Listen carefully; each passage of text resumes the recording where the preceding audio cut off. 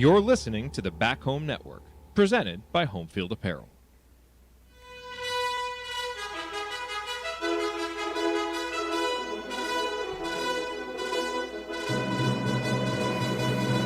And welcome, Hoosier fans, to another glorious, victorious episode of the Assembly Call. As today, your Indiana Hoosiers defeated North Alabama 83-66 in a game that everyone needed. The team needed, the coaching staff needed, and the fans needed to see a rather good performance. Not perfect, but what Indiana needed to do against an opponent like North Alabama. Got off to a good start, started hitting some shots, and boy, was that contagious, as we will surely talk about on the show tonight, the amount of three-point shots attempted and the amount of three-point shots that went in. This was a game where Indiana played well offensively, and the offensive game won tonight. Defensively, they were fortunate that North Alabama was not very efficient from the three-point line. And in the ball screen game, that's an area where I believe Indiana needs to shore up as they head into Big Ten play, is on the defensive side, giving up 66 points.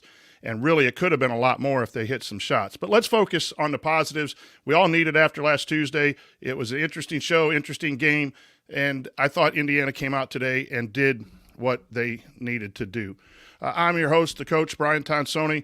I'm here with Tony Adranya, also a coach, and Ryan Phillips, also a shot doctor. And we're going to break it down for you on this edition of the Assembly Call IU Postgame Show. So let's start the show the way we start every show, and that is with our banner moment.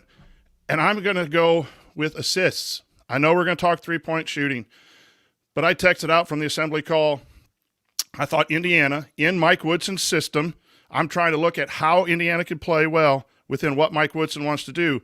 And the number one thing is share the basketball when in traffic or double-teamed or in the lane. And boy, Indiana sure did that. And the second half, the banner moment for me was Trey Galloway's start of the second half with his ability to share the basketball. Several lobs, a few kickouts for three, and what was kind of a shaky end to the first half where Indiana only led by 9, Indiana came out and really punched North Alabama in the face and put everyone at ease, and Trey Galloway was the playmaker that Indiana needs from the point guard position, being able to break things down in the lane and get the ball to the players to score. I thought that was our banner moment. So just like every show, our banner moment is sponsored by our friends at Home Field Apparel. Home Field Apparel, wear one for the team. We really appreciate everyone at Home Field Apparel, now in their 7th season, sponsoring the Assembly Call, and it's their 3rd as a presenting sponsor for the Back Home Network. Home Field has the largest collection of vintage IU apparel that you will find anywhere, and since IU is their flagship school, you know more high-quality gear with unique IU logos from the past is always just right around the corner. I'm wearing this one tonight. Brought us luck. I might have to keep wearing that on game nights. But there's more to Home Field than just IU. There are all kinds of schools, some professional football with the Colts. Go find what you want at Home Field Apparel. I'm seeing it on television. I'm seeing it with coaches. National people are talking about it. Home Field is not just an Indiana brand. It is an American brand. So no matter what you buy, you know it's going to be comfortable. You know the colors are going to last, and you're supporting people who came up through Indiana University School of Kelly Business. So go to homefieldapparel.com and use our promo code HOME23 to get 15% off your entire first order. That's promo code HOME23 for 15% off. Once again, the website is homefieldapparel.com. Wear one for the team. Okay, it is now time to move the ball, find the open man, and get some opening thoughts from the rest of our team. Ryan, let's go to you. Indiana showed some offensive ability tonight, and your thoughts? What do you think I'm going to talk about, guys? Maybe you're the shot doctor. Yeah, there you go.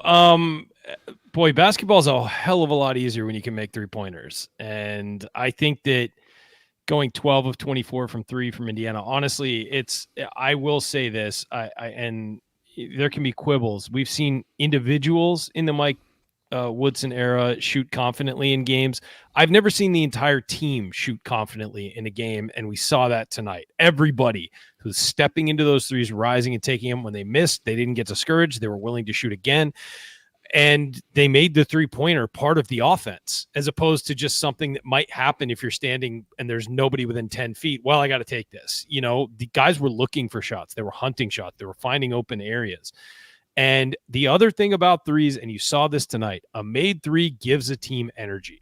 It gives the team a lift. And you saw that several times tonight, that they would hit a three, come back down and play a really good defensive possession or two in a row, because it gets the crowd involved. It gets your teammates involved. I've said it a lot. It's like a dunk in traffic. Like a three-pointer can change momentum. It can stop the other team. It's discouraging for the other team, because sometimes you play good defense, but a guy's a little bit open and he knocks down a three, and not only did you give up a basket, you gave up 3 points instead of 2.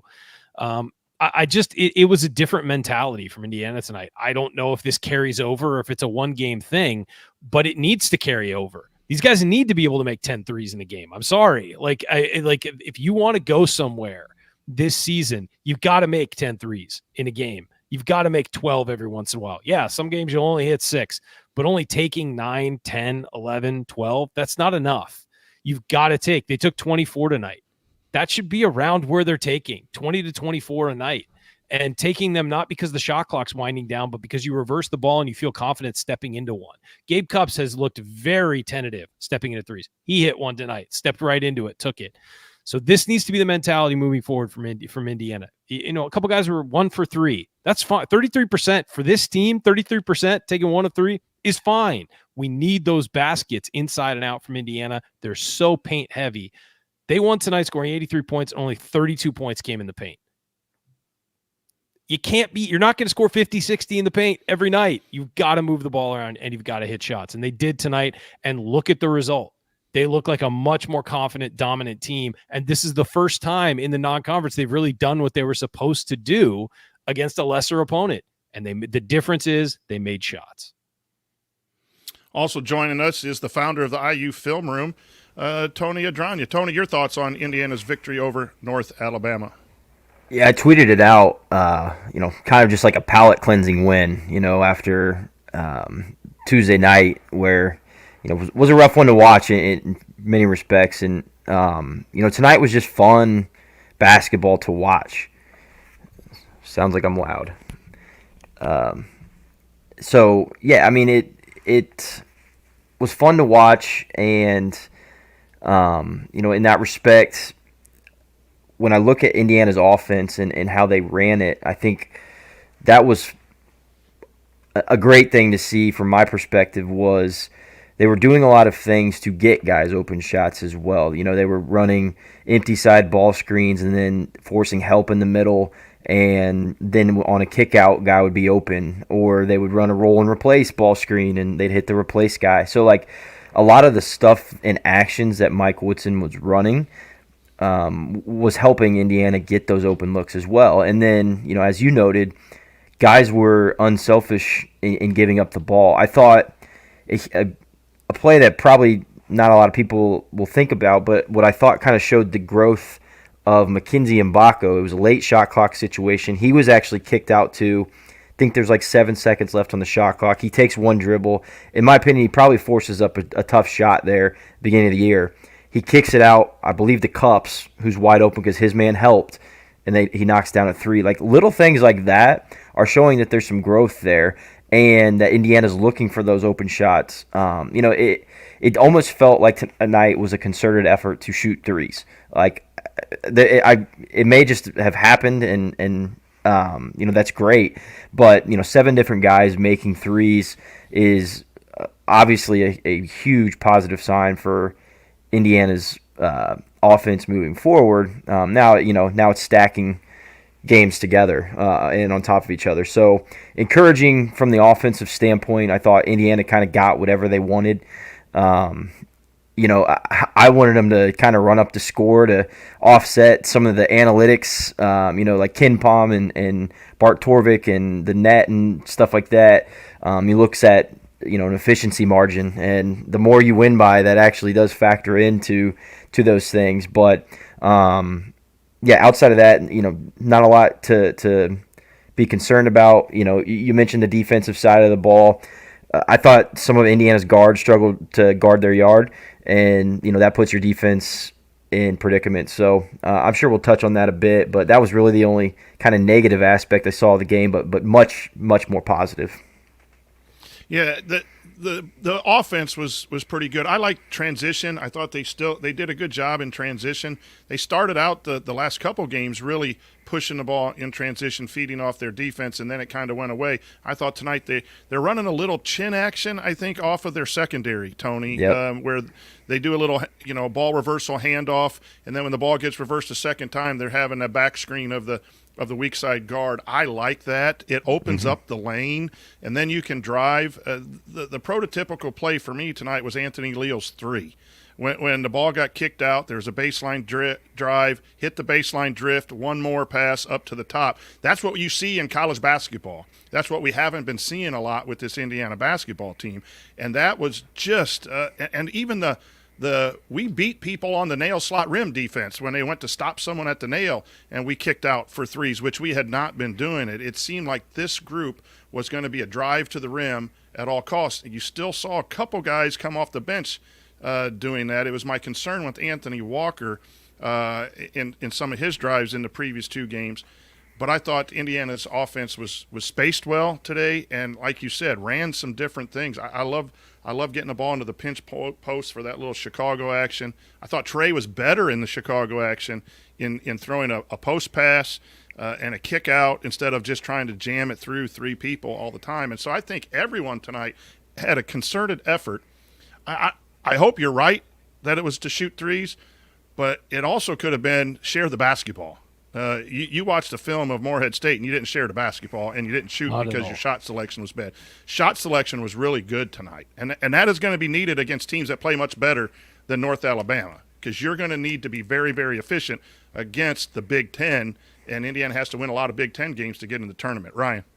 Yeah, I think that one thing that's interesting to look at just in the macro sense about this game, you talk about the shooting, you talk about those things, but Khalil Ware had 8 points and Indiana scored 83, and that hasn't happened this year, and yes, Malik Renew got 25. Malik Renew got 25 because he was working inside and out, working the paint, was kind of doing a little bit of everything.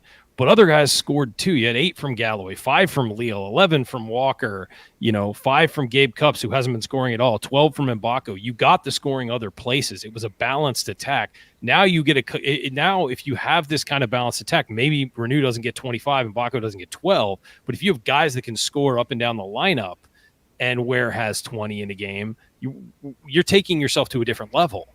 And you didn't need Ware to be dominant tonight. And I don't know if that's just a minute's hangover from the last two games or whatnot. He just didn't seem to have his typical bounce tonight. And he has, he's played a lot, and it's been very taxing for him because of who he's had to guard and all that stuff and how he's had to help them come back. Only played 20 minutes tonight, and that's probably honestly good for Indiana that he did not get a huge load of points tonight, of minutes tonight, and you were able to dominate without him. So, but the fact that they were able to do that and score that many points and play that well when he was kind of an afterthought offensively, other than a few lobs, that bodes well for Indiana for the future if these guys can remain confident. I know they're playing North Alabama, but if you can carry this over, just the confidence, you don't have to score that many points, but just be that confident on offense that you can contribute even small contributions from guys up and down the lineup, especially from the bench, can change games in the Big Ten. If you get 13 points from your bench instead of 2, it's a different game. And so they got 25 bench points tonight, but you reduce that for the competition, you get half that. Let's say it's a big difference for what this Indiana team could do, because it's very starter reliant offensively right now, and it's very reliant on the starters to play heavy minutes up and down the lineup on offense and defense. You need those contributions, and they got them from up and down the lineup tonight. What you're saying and why it's so important is there are times when Ware might be taken away by a bigger guy, and we've seen that in the bigger games, and then the double teams, etc. You have to win basketball games with multiple ways of attacking. And on nights when your big guys struggle, it's nice to have guys being confident from out to maybe shoot you into a game and win. And it is North Alabama, and I think the last time Indiana hit this many threes, it was also against North Alabama. So there has to be some realistic caution in getting too excited about the number of threes. But I think you're right. If these guys can have confidence and hit shots, and if the coaching staff can continue to manipulate and be creative in their attack the rim style to share the basketball, it can work, and it can be at a much higher efficiency. I want to go to this storyline, and I don't know if you guys feel this way, but Coach, before we change Yeah. gears, one last thing about that. Those bench guys and those other guys who don't score a whole lot, it's not even necessarily about them scoring. It's them being a threat. So opponents have to Right. guard them and pay attention to them, thereby opening up your regular scores. Because we saw it against Morehead State. They packed the lane with 4 guys at some points. 4 guys were touching the paint or close to it to try and take away the inside, and they were not afraid of anybody else doing anything. Until Anthony Walker got in and started attacking, they were not afraid of anybody else doing anything. And so it's even the threat of those guys changes what Indiana can do offensively. And so that's, again, just something to keep an eye on as we move forward, is whether or not teams respect that offensive game. And you've got to prove it for that to happen. So go ahead, move on to the next thing. Yeah, and we're going to talk a lot about Malik Renew in the next couple of segments, but I want to talk about Anthony Walker. And if Renew can play a little bit outside, he's got that three-point shot. But what Walker does, when you have Walker and one big, Indiana plays a little bit faster, a little bit smoother, a little bit more on the perimeter, because he can catch that initial pass from the guard, and he could either go hand off or he could keep and drive. And I know I mentioned a couple of his drives were into traffic, but he did a good job of driving one-on-one, stopping and hitting a jumper, of getting fouled tonight. I thought he did a really nice job of setting his feet on his three. He's hit a three each of the last 2 games. I like that lineup. I'm going to go to you, Tony, with Walker out there with either Renew at the 5 or Ware at the 5. I think that gives Coach Woodson some flexibility if he likes it as well. Your thoughts, Tony? I love it. It's been one of those things that I've wanted to see more small ball, if you will. With even like an Mbako at the 4, we really haven't seen that. Walker kind of gives us that vision of what kind of some small ball, modern ball, whatever you want to call it, would look like with Indiana. And yeah, it just opens up spacing, more fluidity in the offense, because you've got a guy that. Indiana runs a lot of their stuff through the post, through the high post. Post catches the ball at the top of the key and makes decisions. Well, when you've got a guy that can put it on the deck and make some plays running that, it makes a big difference. So I love it. I think it gives Woodson some lineup flexibility. It's funny because, honestly, Walker's first 3-4 games, I was like, this guy shouldn't play. He was... Yeah.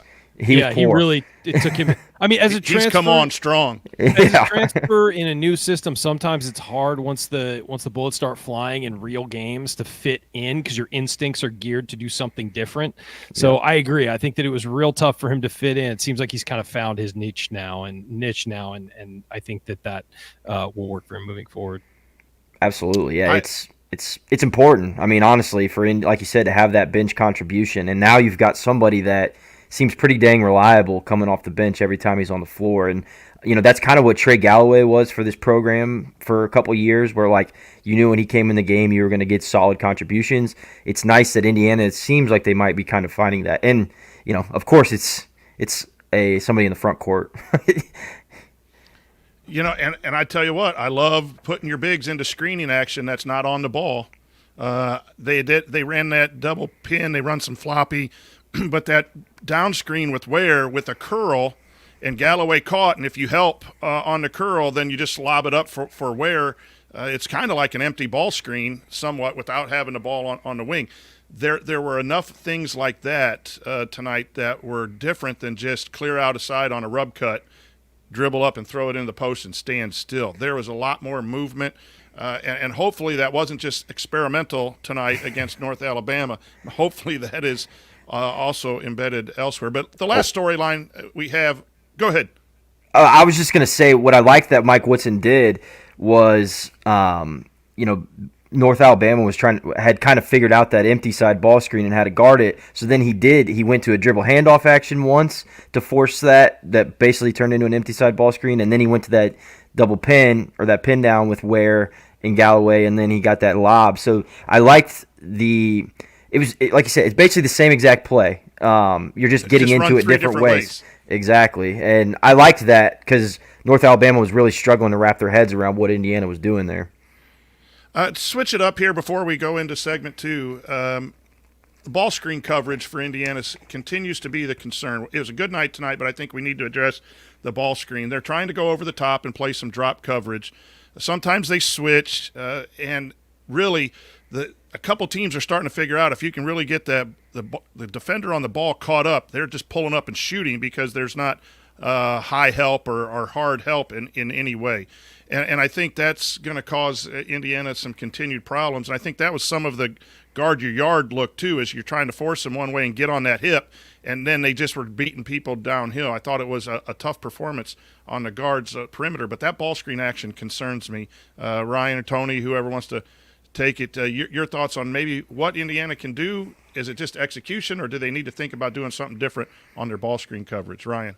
I think they maybe need to relax some of the nail slot rim stuff and on the ball screen stuff. And I do think that they need to decide, are we switching every time, or are we just communicating on when we need to switch and all of that stuff? Because it looks confused at most of the time. And it's not that they're not on the same page of what they're supposed to be doing. It's almost like instinctively guys are confused of what they're supposed to be doing. And so, yeah, I will say with as we've lauded the offensive side of it, the defense really struggled to prevent open shots. And North Alabama, just playing at Assembly Hall, obliged by missing a lot of open looks from three.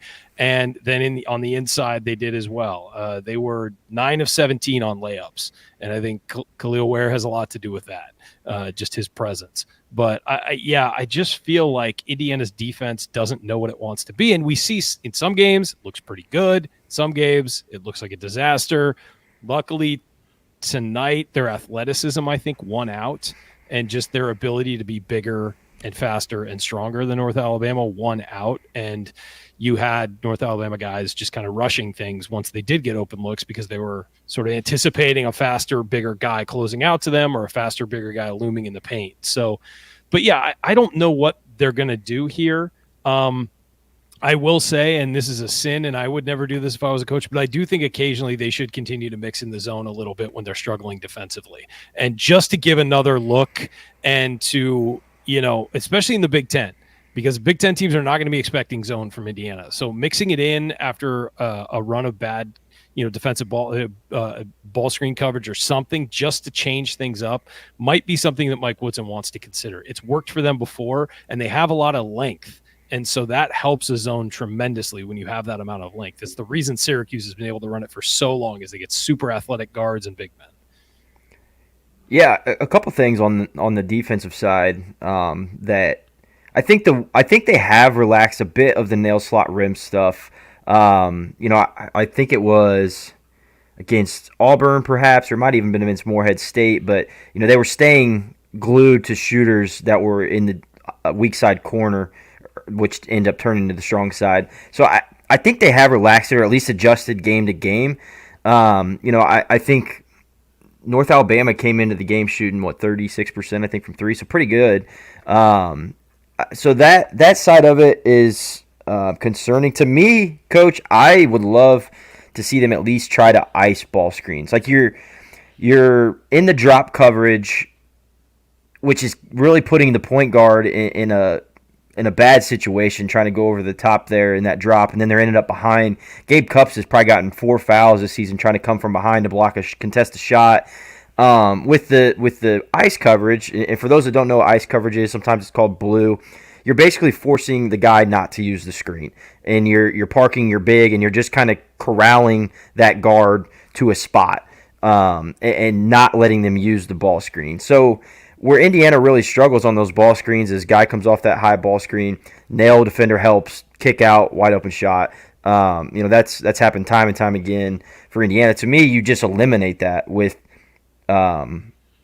icing the ball screen, and that's a tactic that comes from the NBA. I went back and looked, and Woodson has used that ball screen coverage previously. So I would love to see some ice coverage, especially on sideline pick and rolls. You've got Ware with a lot of length, corral guys, and to me, he looks uncomfortable in the drop coverage right now. I was talking to an NBA scout, and he said Ware's biggest knock amongst the scouting world right now is his ball screen defense, because which he's going to be put in constantly in the correct. NBA. So, he's got to learn how to play drop for sure if he's going to play in the NBA. But, he just seems uncomfortable in it right now, and he's kind of back on his heels, and it really kind of takes away a large part of his game, which is kind of coming off from the weak side and blocking shots. So that's where I would love to at least see them give that a shot in terms of the icing stuff. But, nail slot rim, that's kind of like Woody's MO, his trademark. I mean, I think he really believes in it. So I don't really know that we'll see them go away from that kind of coverage. Yeah, I don't know. When you're in that, if you're going to go over, you need that help. And what's good about the nail slot rim is that the help is already there. And then the backside rotation has to be sharper. You have to close out perfectly. And so it's not a horrible scheme. It's just one I don't know that this roster or many college rosters can do. And then the other thing that I think they just need to execute it better, guys, because there's a lot of ball watching with a lot of rear end towards their guys, and teams are now flaring to the corner. And so all of a sudden that nail guy, if he's not helping the nail, when he turns to look, he's got a longer closeout. They're flaring the nail guy, and so obviously good coaches see that, and then they scheme against it. I forget which team it was early in the year was back cutting it. It might have been Wright State was back cutting. I think it was actually Florida Gulf Coast. It might have been right the first game. Yeah, and they were, and so it's just a different preference. But I'd like to see a little more flat ball screen. I'd rather go with the icing. If you're going to do that and play drop, the icing is better. And the reason you don't want to trap or hard hedge is because then you're on rotation. You got to tag, and then you got to rotate. So Coach Wood, no matter what you do, you're going to have a rotation on the backside. And Coach Woodson says we're going to rotate to one spot every time, and it's going to be that wing. We just overcommit. There was a time tonight when Mbako on the wing was guarding the corner, and there was a drive towards the wing, and he helped to stop the ball when he really didn't need to because it wasn't a scoring drive or an aggressive drive, and they kicked it to the corner for a three. So our guys have to understand, and the coaches have to make them understand, is don't lock in on the ball unless stab you and absolutely recover. need to. Stab and go. We used to teach gap where it was, hedge a little bit, and then get back. He is there. And now the guy's got to get out. And I think they got to think about getting out first rather than – because you're already there discouraging the ball. But that has to be cleaned up, I think. My opinion, go watch Miller Kopp how he played it. He was always on his toes. He was always bouncing up and down to where he could be fleet of foot and kind of stab. A lot of those guys in that nail spot right now, too, are flat-footed. And it's really hard to move when you're flat-footed, especially like you said. The closeout has to be perfect. You're putting yourself at a distinct disadvantage if you're flat-footed when you got to go close out quickly. Yep. Tony, real quick before we break, share with everyone about the IU film room and kind of things you have planned going forward. Absolutely, yeah. So it's part of our Substack community, which has been awesome in the Substack. But yeah, with IU Film Room, every Friday, break down something for you, whether it be a previous game, a future opponent, things that are trending throughout the season, and then mixed in throughout the week, I'll also from time to time do some micro breakdowns of one player throughout one game or something like that. But essentially what I'm doing is I'm going into the film of IU games. I rewatch every single game with a critical viewpoint and with a coaching eye of things that I notice or I think would be worth pointing out. And I put those into the IU film room and has gotten a lot of good commentary on it, and we've had some good back and forth in the comments with folks that have questions or different of opinions or whatever the case may be.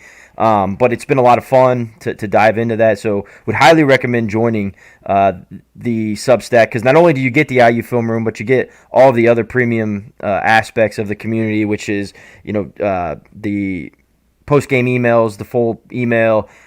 You get coaches breakdowns as well, the X's and O's. And then I'm missing probably 17 different things that are also within that community. But you get a lot of great content, all centered around Indiana University. A lot of basketball, but also football during the football season. And then Ari does a great job with tons of other sports as well in the IU universe. So highly recommend joining. You can join at assemblycall.com, and we'd love to have you in there. Yeah, and then I'll continue to throw out some coaches' corners every once in a while, which is just a quick thing. Josh Pose and I did one on Caleb Banks after New York. I got some time now. I'm on Christmas break, so I might throw a few together on that as well. So go to assemblycall.com and subscribe to our Substack. There's a lot of good stuff there for your Indiana Hoosier basketball viewing. So coming up, as we continue our breakdown of Indiana's victory over North Alabama, we'll point out some meaningful moments you might have missed. We'll go inside the numbers to highlight the most important stats from the game. So you're listening to the Assembly Call post-game show. Stick with us.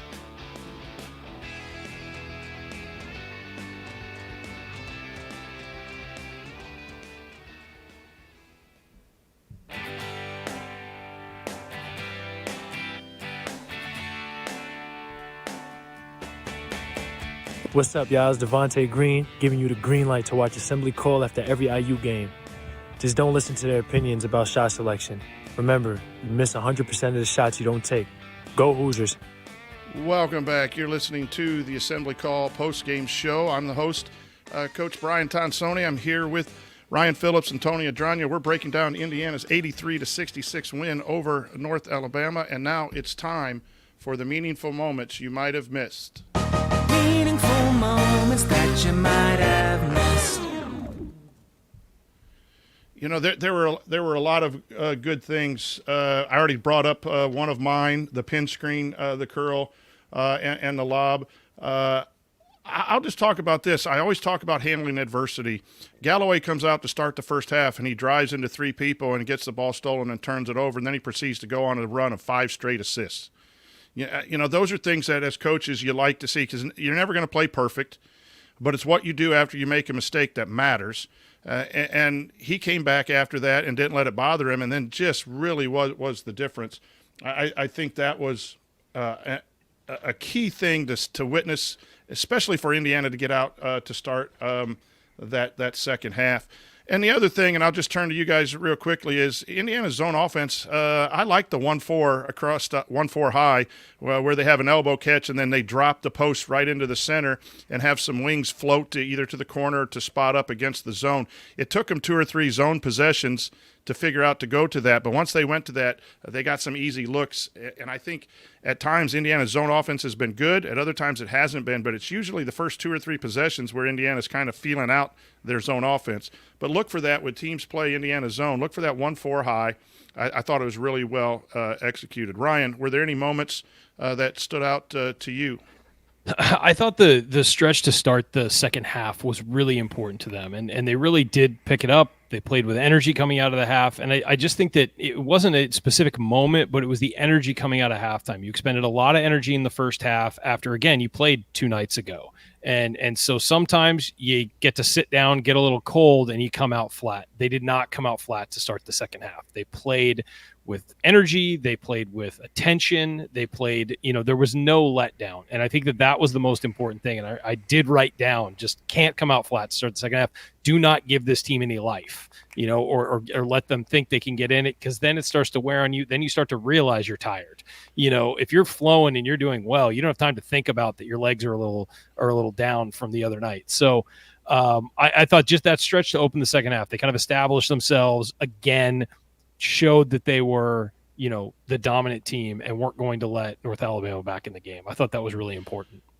So those two meaningful moments, and Tony's coming up, are brought to you by our friends at Hoosier Ticket Project, where they help individuals and families experience Indiana University athletic events in person for the first time through the generosity of alumni and fans. To learn more about how you can donate money or extra tickets to help create meaningful moments for other IU fans, visit HoosierTicketProject.org. That's HoosierTicketProject.org. They do some wonderful things. I always look forward to seeing their pictures of the people that have gone to those games, so thanks to them. And now, Tony, some moments that you thought were meaningful. Yeah, I thought, honestly, the first offensive possession where the ball was thrown into Malik, he was double-teamed, he didn't force it, he kicked it out to Mbako, Mbako hits the three, and to me that just set the tone for the entire evening. Indiana shared the ball well, they knocked down shots, and it started in the very first offensive possession. I think it was the first or second. Regardless, it was, to me, set the tone for the night, and Indiana didn't really look back in terms of their offensive production from that point forward. I think we can find a lot of those, the passing and sharing of the basketball moments if we really wanted to. I had written down in Baco, it didn't end in a basket, but he threw the ball to Walker, and Walker fumbles it out of bounds. But it was a very good read, and it was the type of risk you want at the 6-minute mark where he just rifled that, got his head up, looked at the rim. You always tell players, find the rim, see the action, and he was able to do that in an appropriate way and get the ball thrown in there. I thought Walker had a really nice back door to Banks. We're starting to see a lot of that back door. When you open up the post by playing through the high post, like you mentioned earlier, guys can back cut. If people are overplaying the handoff or the ball screen, potential ball screen stuff, you can back cut stuff. And, boy, the posts are making some nice passes there. But it all comes down to, in this scheme, you have to share the basketball. It's one thing to throw it in the post all the time, but if you're double and triple teamed and turn the ball over, that's not good. Or if you have a driving lane and drive into 3 people and try to score over 2 people, that's not good. Tonight, Indiana shared the basketball. And I think that that was a huge, huge part of the success. So it's time now to go inside the numbers, brought to you by Jackson Hewitt Tax Services. If you live in Bloomington or the surrounding areas and you want your taxes done right, contact our friend and Chat Mob Hall of Famer, Megan Mahaffey, and her team in Bloomington, Bedford, and Martinsville by calling 812-339-3334 or visiting jacksonhewitt.com. All right. I haven't had a big chance. I've hit the assist numbers for me. Obviously, the number of assists on baskets, 25 assists on 31 baskets, is almost absolutely absurd numbers. And we're speaking crazy about it tonight. But I think that number was very, very important tonight. The other number for me really was Malik Renew, 25 points, 10 for 14, 4 for 4 from 3, 7 rebounds.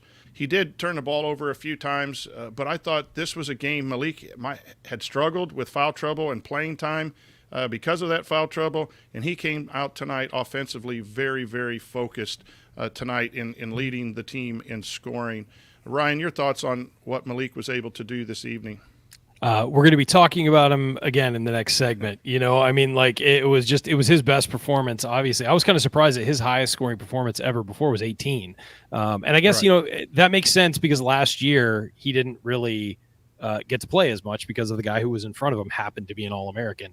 But I just thought he was everywhere tonight. He came out with the mentality that he wasn't going to let Indiana lose this game and he was going to take over, and he did. And that's, again, his performance is how you can have Khalil Ware only score 8 points and still have a completely dominant victory. So just a great performance by Malik. This is the kind of thing where also what he can do offensively with his footwork and the way he works inside, and also his touch. He has touch from beyond the arc.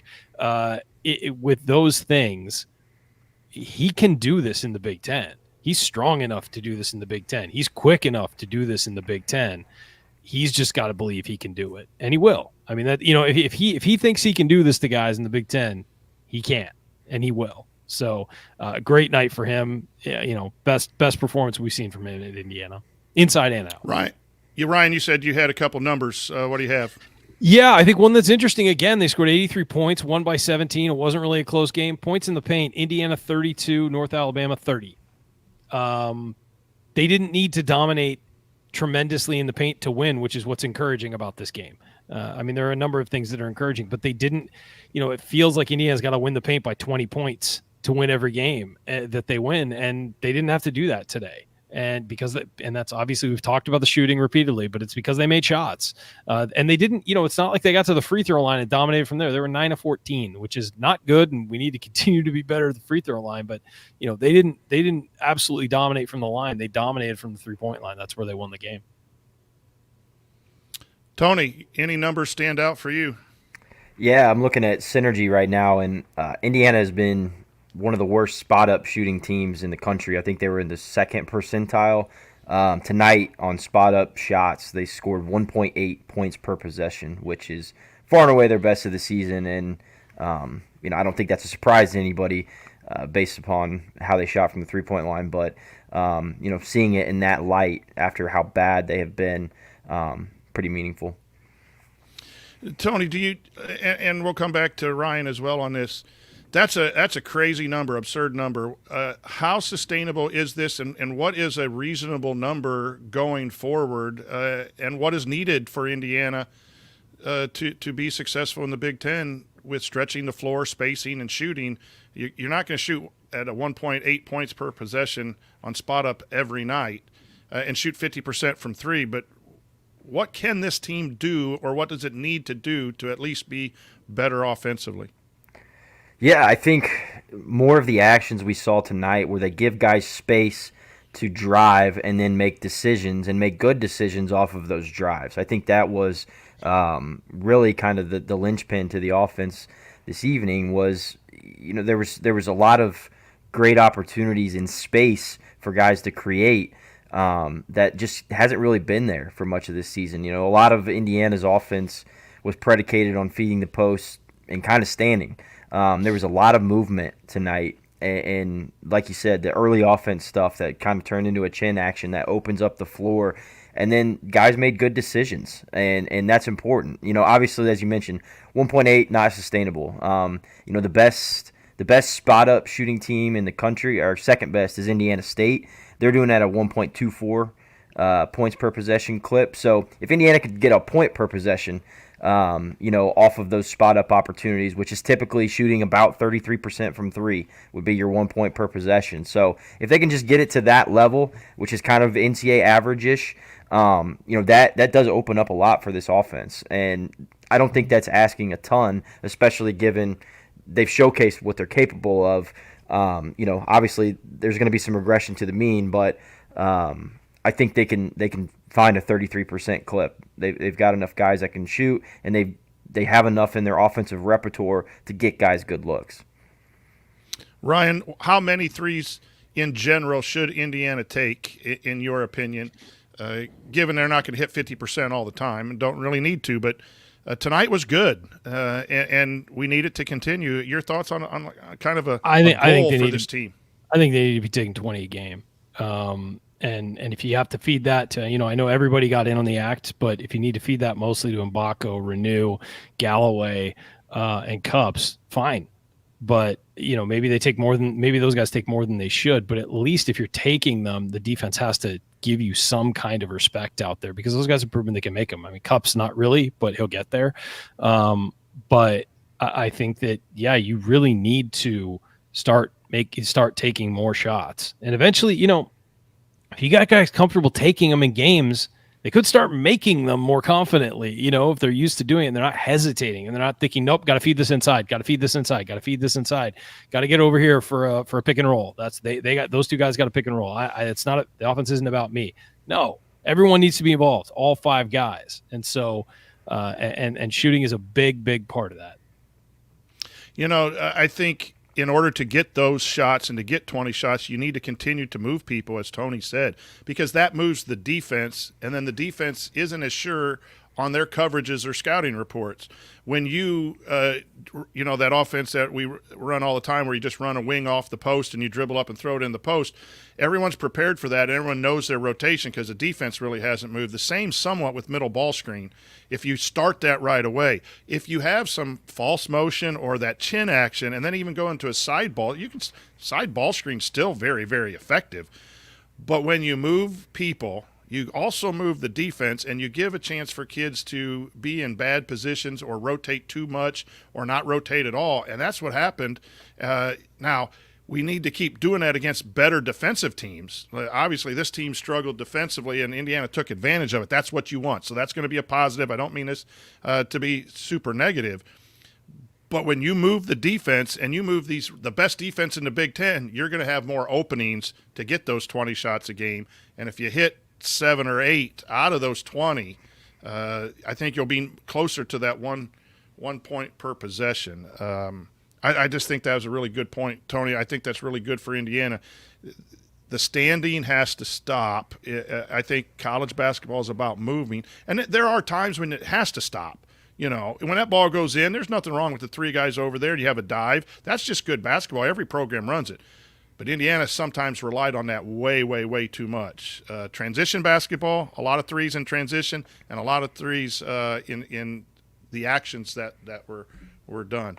Any other storylines? I know Ware didn't have a big game. Any concern with Ware the last 2 games? Great effort against Kansas, lots of minutes, and then these next 2 games he hasn't played. Any concern, or is that just some of the ebbs and flows of college basketball?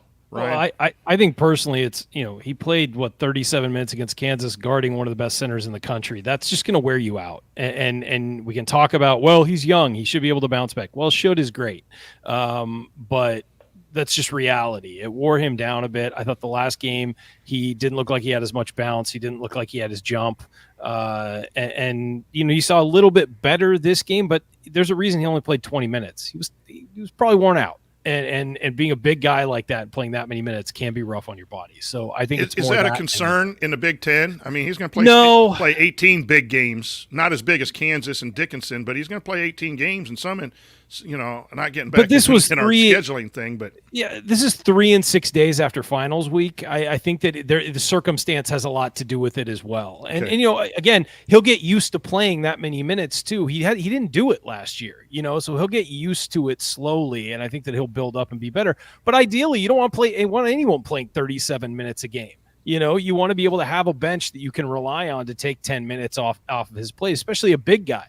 Guards tend to be able to are like built out of rubber. Big guys, you kind of do have to manage their minutes because it's can take a lot out of you lugging that body up and down the court all the time. Especially again, playing Hunter Dickinson, a guy who runs the floor, who moves a lot on offense, who can play outside and in. He's not just jogging down the floor and planting in the paint. And so Ware had to move a lot in that game, had to kind of be everywhere defensively. So it's not just the minutes, it's the stress on you. And we saw that to Trace Jackson Davis at times where he kind of had to do everything on defense for Indiana. When he stopped having to do that, you started seeing better performances out of him. So, and then, when you need him for 40 minutes, you can go to that, but you don't want that to be every game. Tony, any concerns with Ware struggling here the last couple games? I don't think so. I think tonight was his first. I was just looking at his game logs. Tonight was his first game where he didn't score in double figures for Indiana. He scored 8 on 4-7 from the floor. I didn't necessarily think tonight was as much of a struggle for him, whereas he just wasn't as needed. Indiana has played a lot through him, and really he wasn't the creator at all. The offense wasn't running through him, which it has in several games this season, which is a good thing. I think that they didn't have to play through him. I tweeted this out. I think he was like 12 for 31 in his last 3 games or something along those lines from the field. He had a stretch like this last season, like in 3 games where he didn't shoot well from the floor and essentially got all his minutes taken away because of that. And this was at halftime, I think, when that stat was tweeted. He only had 2 points. Even in the second half, he had 6 points, made his presence known, had a couple big blocks, a couple big dunks, was moving well on the offensive side of the floor.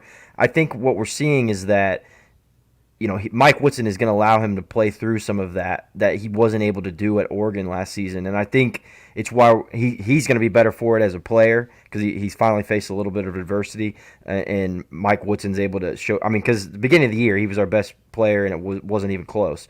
Now there's a little bit of adversity, and that's a coachable moment. Mike Woodson's going to be able to coach him through. I think it's going to be better for Ware. It's going to be better for Coach Woodson to showcase, like, hey, look, we can help a big that's struggling get through things. I think he's going to be fine. I think that he's actually best utilized how he was tonight. Sometimes it's going to have to be more where you're going to throw the ball up to him on lobs and things a few more times, but I don't really think his game should ever be like feed him in the post and let him play back to the basket all night.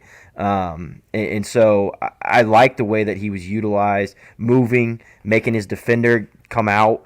Especially a guy like Hunter Dickinson or something, when he has to get out and guard ball screens, guys like that struggle. So I like the way he was used tonight. I think it's actually probably better for Indiana if it is that way, kind of moving forward, where he's going to have nights where he scores 20, but it's going to be on lobs and things where he's not having to create the offense for himself all the time. And before we move on to segment 3, I want to talk a little bit quickly about Gabe Cupps. It was good to see him hit a 3, but he had his hands started the game defensively. He had a steal, had a deflection, he took a charge, a lot of emotion. His offensive game will come, whether it's this year or maybe with another year's experience. I think the stats will come for him, but he does a lot of the things that coaches like that don't end up on the stat sheet. And once he starts feeling comfortable, stepping into that shot, as Ryan said, was really nice to see, because sometimes I think he forces a couple things on the fadeaway or holds onto the ball a little too long. But Gabe Cupps continues to do a lot of the things that coaches love. Tony, your thoughts on Gabe Cupps tonight? Yeah, he's showcasing why Mike Woodson is not afraid to have a freshman leading the team at the point guard position. Now, like you said, his offense, he's not going to wow you with his scoring ability or anything like that, but the offense flows nicely when he's in there. And like you said, there's a lot of things that don't show up on box scores, but just pushing the pace like that, you're not going to see in the box score. That Gabe Cupps pushed the pace, so 3 passes later, Anthony Leal got a wide open 3. That's not showcased, but Mike Woodson has been around the game a long time, and Cupps is honestly that kind of middle ground recruit that IU really hasn't gotten a lot of, where it's like he's a really solid player. He's going to be a 4-year guy. He's not the 5-star athleticism guy that's going to, fast track to the NBA. And I think IU, Cupps is going to go down as one of those guys that's going to be a fan favorite. I mean, he already is. You go to Assembly Hall, he's cheered for very loud, and fans appreciate the way he plays the game and all that good stuff. But he's going to be a foundational piece for the program moving forward. It stinks that he's been thrust into this position, but him personally, it's the best thing for him. In his personal game, kind of being thrust into this and just a baptism by fire. But I think it's been very commendable what he's been able to do as that lead guard for the team, in the time that he's had. Now, I absolutely want to get X back, and I think him leading the second unit is going to be really good. Bill Self even mentioned that when IU gets Xavier Johnson back, Indiana's going to be a better team with Cupps kind of coming off the bench, and then you can have 2 leads as well in the game, and that's going to help create things with that Cupps and XJ lineup. So I'm excited for that as well, and it sounds like that could be sooner rather than later with Xavier Johnson coming back. And if you want to know more about those sweet spot recruits, Back Home Network has a new podcast, the X's and Joes. Listen to that this morning for the first time. Really good information. Check that out again at our Substack. But coming up at the Assembly Call, we're going to hand out some game balls. Hoosier Hustle Award, discuss a lingering question or two, and look ahead to Indiana's upcoming opponent. That's all next here on the Assembly Call. So stick with us.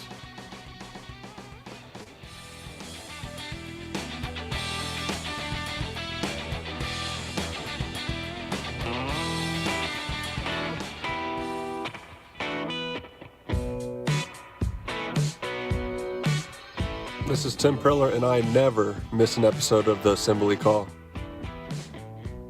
You're listening to the Assembly Call IU post-game show. I'm the coach, Brian Tonsoni, here with Ryan Phillips and Tony Adrania. We're breaking down Indiana's victory 83-66 over North Alabama, and it's now time to hand out our game balls, which are presented by our friends Allie and James at Bloom Environmental. As we enter the colder months and begin to stay indoors a bit more, they want to make sure everyone knows about radon, a colorless, odorless, radioactive gas that is leaking. That is the leading cause of lung cancer in non-smokers. It enters buildings through cracks and gaps in the foundation and through service pipes of homes. Contact Bloom Environmental today and mention Assembly Call for a free radon test kit and mitigation estimate. Learn more at www.bloomenviro.com. All right, let's go, fellas. Game balls. Ryan, we'll start with you. I think it's might be clear again this time. Yeah. Huh? I don't even think there needs to be a big discussion here. It's pretty easy. One of the easier ones we've had all year. It's Malik Renew, 10 of 14 from the field, as you said, Coach. 4 of 4 from 3, 1 of 1 from the free throw line, 7 rebounds, 2 assists. He did have the 4 turnovers, but quite frankly, I don't care. 20, and he did all that, 25 points in 27 minutes, and he was a plus 27 in his 27 minutes. He gets the game ball, no questions tonight. Tony, your game ball. Not a ton to add there from what Ryan said. Malik Renew was brilliant all night, playing inside, outside. North Alabama had no answer for him. And then also passing out of the post when they were double teaming. He got some hockey assists on those kickouts, but he was the focal point for Indiana. He led the charge, and easy one for me to give him the game ball tonight. Well, and I have to be the third one to go with Malik Renew. Just outstanding. And I thought he took appropriate shots. I loved his three-point shooting, even that deep one shot clock. That's the reason you shoot the three sometimes, even late shot clock. It is an energy shot. It is a momentum changer. I thought he played well in all aspects tonight. So the season totals so far, Ware with 6, Renew with 3, Galloway 1, and Caleb Banks 1, and Baco 1, Cups 1, and Walker 1 on the game balls. And now it's time for the Hoosier Hustle Award. The Hoosier Real Hustle Award. Hi, this is Anthony Leal, and it's time for the Hoosier Hustle Award. But first, I have some exciting news to share about our friends at Evansville Security Services. They've been acquired. They are now part of the team at Security Pro 24/7, which provides trusted and reliable security for your event or business, from Bloomington, my hometown, to Evansville, where Coach Calvert Chaney grew up, and everything in between. Just like hustle can't be measured by stats, prevention can't be measured either, but it has a huge impact on your bottom line and peace of mind. So let the security pros at Security Pro 24/7 help you prevent a bad outcome today. Visit securitypro247.com to learn more. That's securitypro247.com. And tell them Anthony Leal sent you.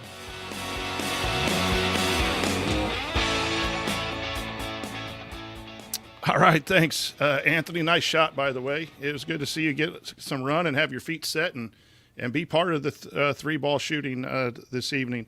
So, Tony, we'll come to you. Who gets your Hoosier Hustle Award?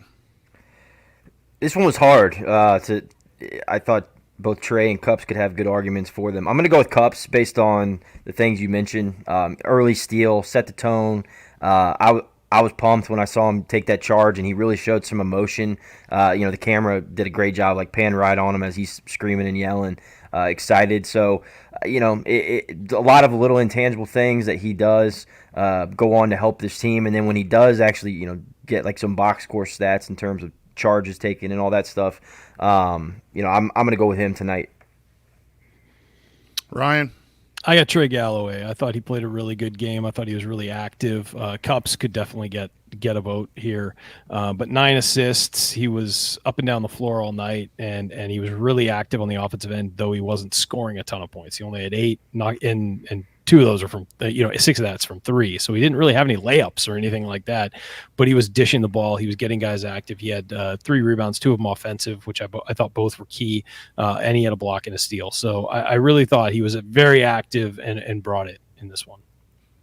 I think you guys have identified the two best candidates for this. Both were instrumental in playing tonight. I'm going to go with Cups for the reasons I mentioned earlier, and a very close decision.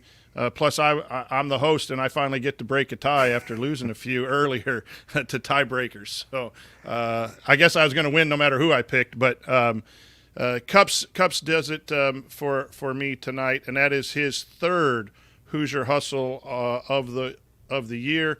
Congratulations to everyone tonight. I thought it was a pretty well-played game overall. So now it's time for any lingering questions. And I guess, what does Indiana, for me, the one lingering question is, this was a result that was needed for everyone in the program, fans included. What does this mean going forward, as Indiana has some time off now for Kennesaw State, and then January 3rd, they go to Pinnacle Bank over there in Nebraska and play a revamped, revised Nebraska team. They might be a player short. We'll talk about that later. But what does tonight's performance mean for this Indiana Hoosier basketball program? Ryan, we'll start with you. You're muted there. Why did you tell me? You guys would have been so much happier. I think this is good just because this is good for Indiana, just because it's a reset and you did what you were supposed to do. You beat a team by what you're supposed to beat them by, which they haven't really done against these lower tier non-conference teams. So it just kind of settles everything. It gives everybody allows everybody to have a deep breath. You kind of blew it against Kansas, and by kind of I mean you did blow it against Kansas. You didn't play close to your potential against Morehead State and really struggled throughout the entire game. Got a furious late run to win that. This game, you came out early, established yourself, had a little lull mid to late first half. I think that was just the adrenaline wearing off, and that's that typical sub pattern for Indiana where guys kind of struggle to play together for a little bit. Other team gets a little closer, and then put the hammer down, established it, and had a pretty wide margin by about a third of the way into the second half, and you kept that for the rest of the game. That's what they're supposed to do. And so it felt like they did something they were supposed to do. They also won in a way they haven't won this year, and I think that's encouraging moving forward. So just kind of let's all calm down, take a deep breath. This was good. Get through one more non-conference game, and let's start this season off. Let's get the real part of the season going. I appreciate that IU had their stinker Tuesday and then was able to play 48 hours later on Thursday before they have this long break through Christmas. Otherwise, I would have been stirring over a week of how bad is IU basketball. But luckily, I don't feel that way. They played up to their potential, at least on the offensive end tonight. They won in a different way, as Ryan said, which was exciting. So, what it means going forward, not entirely sure, but what I hope it means is that Indiana has proved they're capable of shooting from the outside, so they're going to take more looks from there. And as we mentioned, there was just some different things they did offensively tonight that opened up the floor that I think will be exciting for the offense moving forward. Defensively, still have some things to figure out, and so that's where I'm intrigued to see against Kennesaw State. Again, not a pushover. And I know that North Alabama is not like some great team. They're also not terrible. I do want to state that. Like Army is like one of the worst teams in KenPom. That was like a stinker of a team that IU should have dominated. North Alabama, I think they lost to Kansas State by like 1 earlier in the year. Lost to Morehead State by I think 9 a couple games ago. Not a good team by any means. IU should have dominated them, and they did. I think KenPom was expecting a 13-point win. Line was 15. Indiana dominated. Once the game was out of balance, they were up 25 when they took out the starting unit. So I'm excited for what this performance looks like moving forward, and I think that it'll help Coach Woodson have a Merry Christmas, not having to stir over a lackluster performance. Yeah, and that I just think there's some carryover from the movement on offense, the ability to shoot the three that can be beneficial. It is going to need to happen again against Kennesaw State, which is Indiana's next opponent on December 29th. That is on Big Ten Plus, so you're going to have to find a place to watch it or subscribe to Big Ten Plus, at least for that game in a month. So be on the lookout for that. for next Thursday. And I just think you got to carry over. You got to build. Indiana had played the same type of basketball against these opponents. This was the first time they did what they needed to do against a buy-in. They had some good games against Big Ten teams, so they have to be more consistent. And the way they played tonight can really help that come true as they go forward. Kennesaw State 207 currently in KenPom 9-3. Their only Power 5 opponent was Florida State. They got beat by 27. Kennesaw State gave us a pretty good game last year. I'm not sure if I remember right. They played a lot of zone last year. For some reason, that comes to mind that they're a zone team. So we'll have to see more of that. Their coach left though, right? So they got a new coach. Oh, did he? Okay. Yeah. So that we'll have a little bit more then on our next show, which will be AC Radio Thursday, December 28th. So the night before the next game, join us for Assembly Call Radio, where we will discuss this program so far and what's coming up in the new year. You are listening to the Assembly Call IU postgame show. Remember to check out our friends at Home Field Apparel. Use the promo code HOME23 at checkout to get 15% off your first order.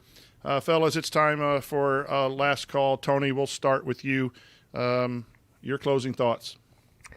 Yeah, one thing we didn't mention that I thought was big tonight, and it kind of contradicts my Cups over Galloway Hustle Award, but Gabe Cupps got a second foul with 14 minutes remaining in the first half, and Trey Galloway essentially had to play lead the rest of the first half. And you know that's not his natural position. Didn't turn the ball over doing it. You know, it's nice to have that. You know, kind of a third lead on the team, but I was interested in what IU was going to do. You know, Mike Woodson really does not like to play guys with 2 fouls in the first half. He did it with Cupps for about 1 minute, but the other 13, Galloway was playing lead guard, which I thought he did a nice job of. So that's kind of my last thought. I wanted to get out there because I thought it was important to, you know, IU's offense continuing to flow well, even with really their only point guard on the team out. Ryan. You know, we had Miller Kopp on after a game a few weeks ago, and we asked about Malik Renew and what his perspective was on Malik Renew and what the first thing he realized. And he said that he's competitive and he's kind of got some leadership qualities, and he loves to win and hates to lose. We got that Malik Renew tonight, 25 points. You know, we gave him the game ball. We've discussed him a lot, but I think it's worth noting that he took over that game, and we've seen him take over stretches of games, but he sustained it for the whole night. And I think that's the guy that even more than Khalil Ware, who's going to put up numbers and things like that. Malik Renew, I think when it gets late in our text chain, at least, it's always like, all right, Malik's got to take over. It's not Khalil's got to take over. It's Malik's got to take over because he has that mentality. And I think he's got to be, given the roster, he might have to be Indiana's closer this year. And just you saw the confidence. You see that he, you know, when he's not in foul trouble, and he had 0 tonight, by the way. Good for you, Malik. When he's on the floor, when he's in the flow of the game, he has that capability. I think he and Xavier Johnson are going to be the two guys Indiana leans on down the stretch of games in the Big Ten, and he's shown he can produce. I think this was a great sign for Indiana moving forward. Yeah, last Tuesday was tough. I encouraged everyone to be better. We weren't very happy, and tonight was a step in the right direction, especially offensively. And I think that's where Indiana needs to continue, because they're going to see some real tough defenses. And if you can score in multiple ways, I think Indiana has a chance to be successful going forward. And tonight, what was that? Want to wish everyone in the chat mob and everyone listen, happy holidays, Merry Christmas. Hug a loved one. Take care of each other. Find something positive in this world and share it. You all are very, very important people. So that's going to do it for this post-game show. If you want to see us do the show live, be part of the live chat, make sure you subscribe to our YouTube channel, youtube.com/assemblycall.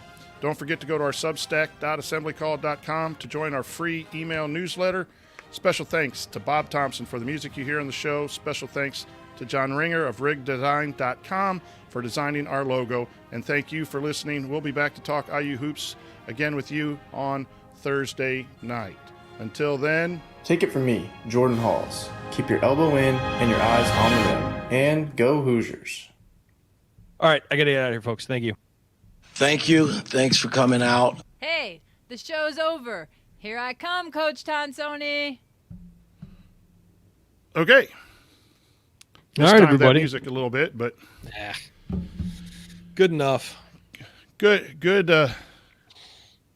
Well, no, get no excited AC about after I'm dark gonna- argument like last week. Last No, Tuesday. no, I expended myself. Plus, Jared's not here. It's less fun against you guys. I like you guys. Just kidding. I got all Love kinds Jared. of texts. I know, texts, me too. DMs. Somebody asked me, people like, saying are they you and Jared laughed. going? Somebody said to me, like, are you and Jared going through something? I'm like, no, come on. It's like an argument with your brother.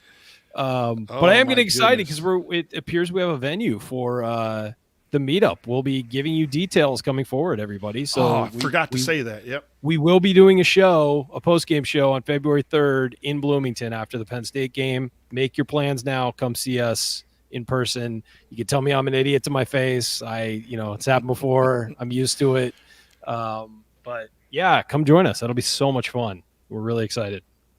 Tony Stuckey said he might bake me a pie. I will take that. But yeah, get your hotel rooms and tickets now, because now that it's been set and Upstairs is hosting us, it's going to be the hotel industry is going to take advantage of that and jack up the prices. Yeah, book everything now. Yeah, so Upstairs. Get it soon.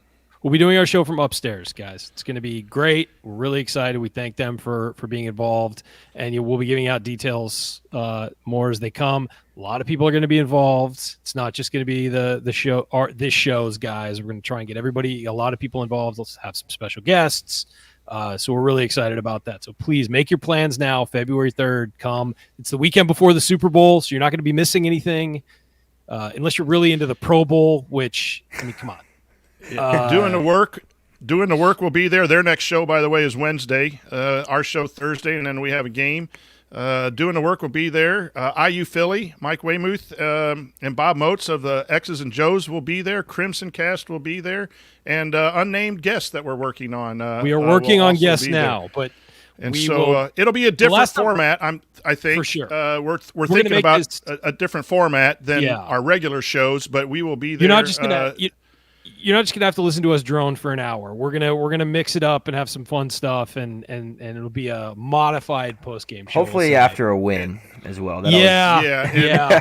Hey, we got a win last year, and then we weren't allowed to have a show at the venue. They beat Purdue, and we weren't allowed to have a show at the venue. So Upstairs has really done some nice renovations too, and I think they've even done some since I was there for the Crimson Cast podcast in the fall. So, FYI, only bar I've ever been thrown out of in Bloomington. Oh, that's hard to believe. Only bar, like only one time. The And it only wasn't bar my you've been fault. thrown out. The person I was with, it was our group got thrown out. So what were you other doing? than that, I never got thrown out of a bar in college. Happened once in Chicago when I was. I cannot an say adult. the same. Yeah, no, and again, it's a rite of passage. Getting tossed out of a bar. Multiple bars, Tony. Yeah, I can only think of one, but getting tossed out of a bar in college that's a rite of passage. If you haven't done that, you haven't lived. But yeah, that's the only bar in Bloomington I have ever been. Mine was Kilroy's. Really? Yeah. Mine was Sports. Yeah. Sports was big when I was there, man. That was the one everyone went to. I think at the time I was there, I think you could have done pretty much anything at Sports and not gotten thrown out. So clearly they were a lot classier when you were there, Tony. But we're super excited. It's been awesome, so we're excited. All righty. Make your reservations Everybody now. have a great holiday season, however you celebrate and whatever you do. There's a big need to just take care of people, right? Give people hugs, take care of your kids, all that good stuff. We appreciate every single one of you, and we will see you in a week. Take care, everybody. Bye, guys.